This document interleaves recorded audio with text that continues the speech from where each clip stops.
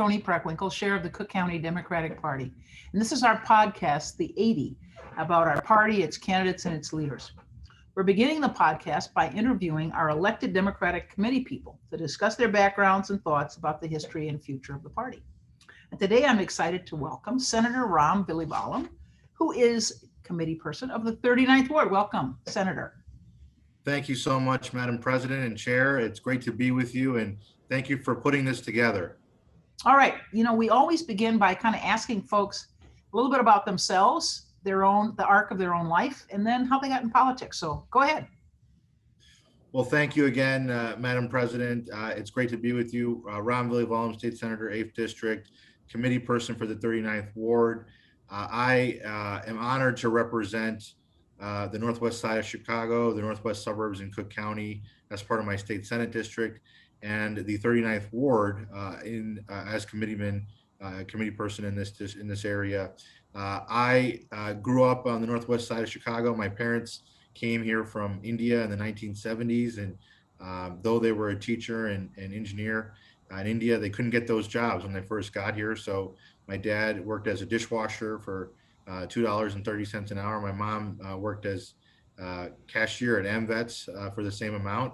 And eventually my mom was able to go back to school, actually at NEIU, which is in the 39th Ward. I got her bachelor's in computer science and went on to career in public service. My dad also was a civil engineer for the city of Chicago for 25 years. And so the reality is I saw public service up close and personal, and the value of it, the importance of it, and have tried to get involved dating back to high school in public service. And I was fortunate enough to have the opportunity to run. I also want to say that for me, what's incredibly important is ensuring communities that are underserved or that have not traditionally had a voice have a seat at the table. And so I'm proud to be the first Asian American elected to the Illinois State Senate, first Indian American elected to the Illinois General Assembly, first Asian American elected to be committee person in Cook County. And so I look forward to continuing to represent all of our communities here, including the Asian American community. And I'm honored to be able to work with you, Madam President, on a number of issues. And I know that we have more to do in Springfield for Cook County. We'll get there, but hopefully we can continue to work together and have these conversations. All right, so this is a classic immigrant tale. Family came here, what you said, in the 1970s? And that's right. And entered the workforce at pretty modest levels, and were able, as a result of education and persistence, to do pretty well. So that's a great story. What's the first campaign you ever worked in?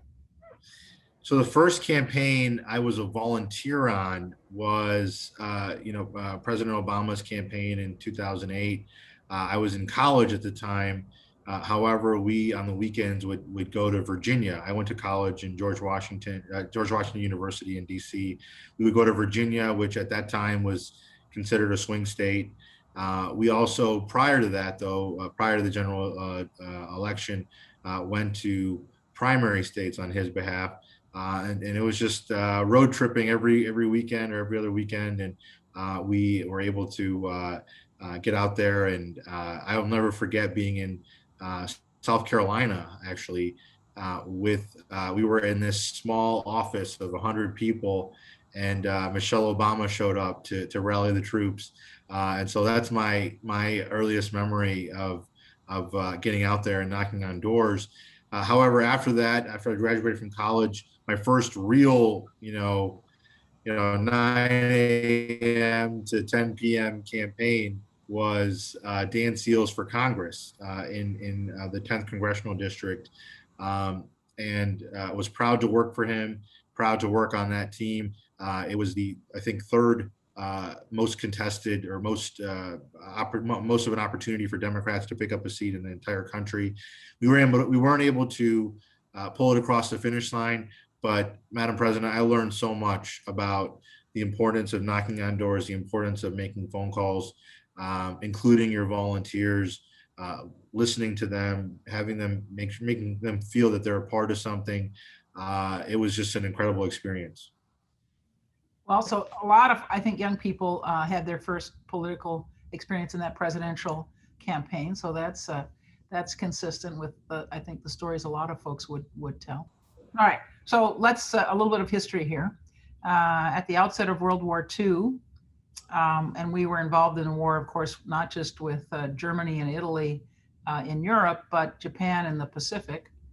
The government of the United States decided that Japanese Americans who lived on the west coast of this country were a danger, and had them. There were notices. I used to, when I was history teacher, I used to put up the notice that they put up. Basically, they gave people 24 hours to leave their homes and to go to prison camps. We called them internment camps, but prison camps elsewhere in the West, away from the coast. I would point out that German Americans were not so interned.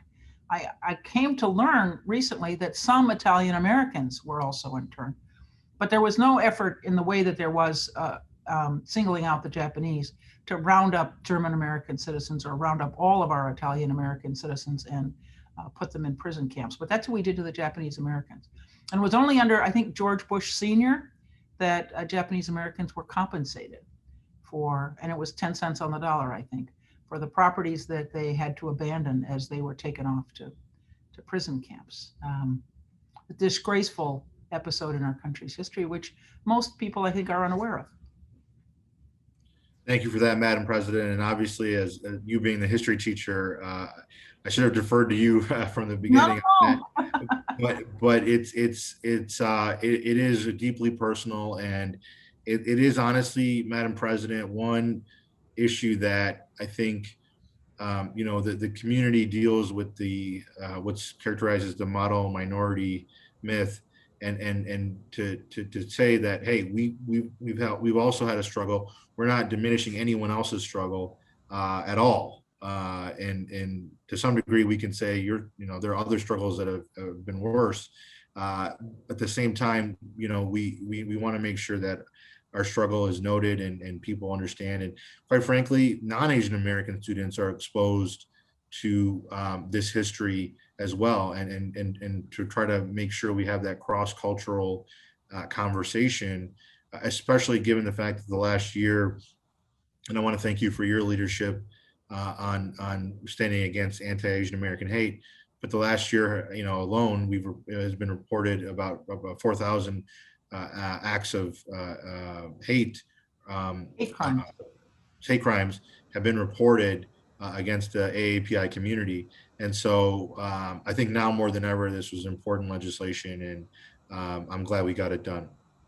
Thank you. And just for the record, explain to people what AAPI means.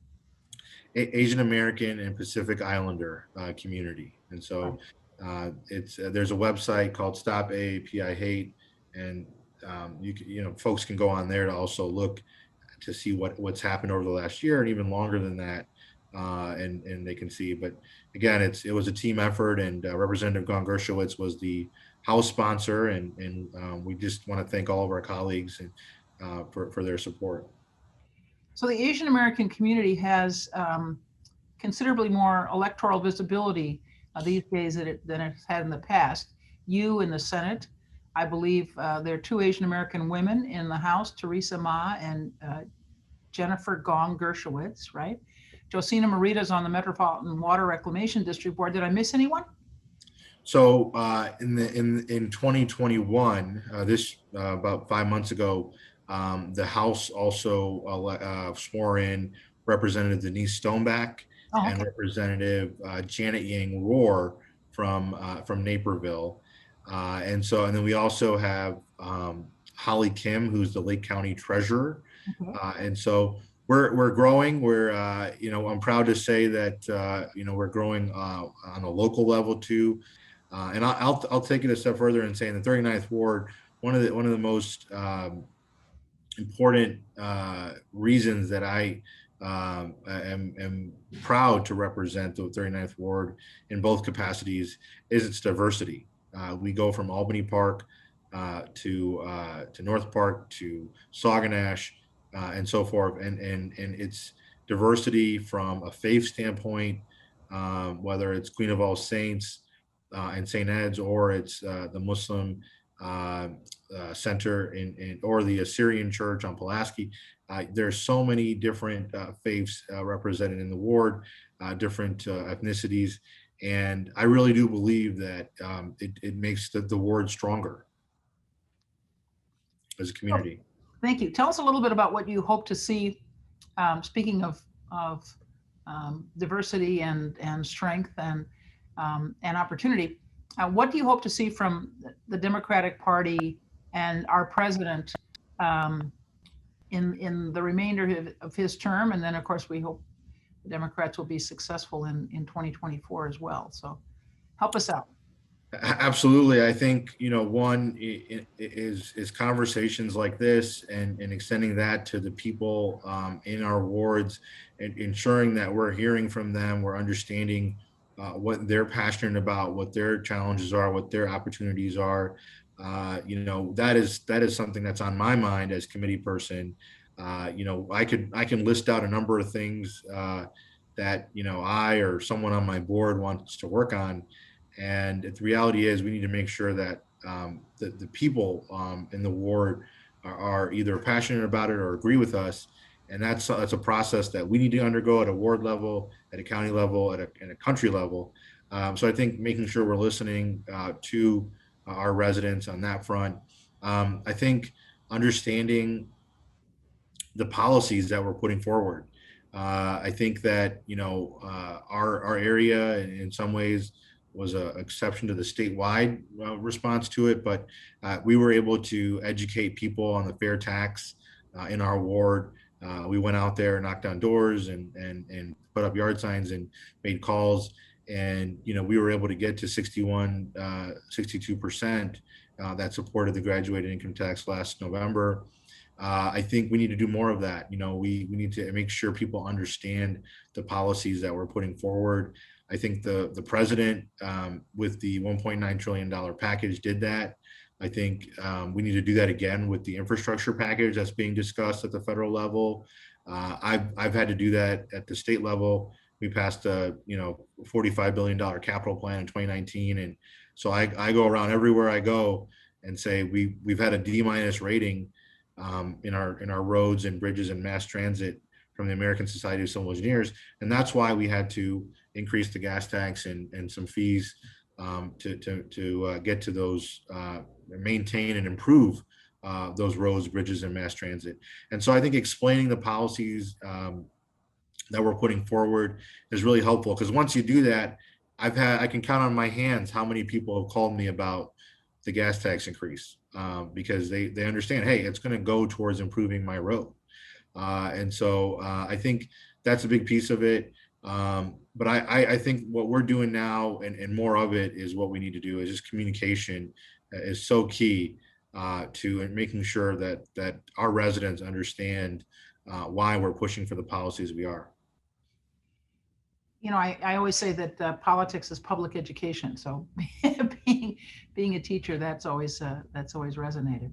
Anything you want to leave us with, committee person?